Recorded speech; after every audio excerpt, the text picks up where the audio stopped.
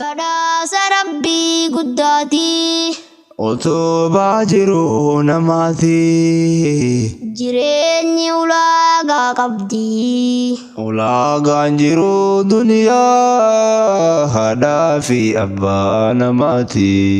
Zabaanni jijjiiramtullee Haadhaaf abbaa kee hin dagatin.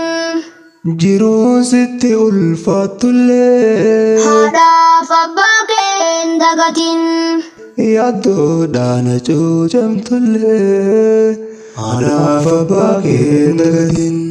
Qanaanii jiruu argattullee haadhaaf abbaa kee hin dagatin.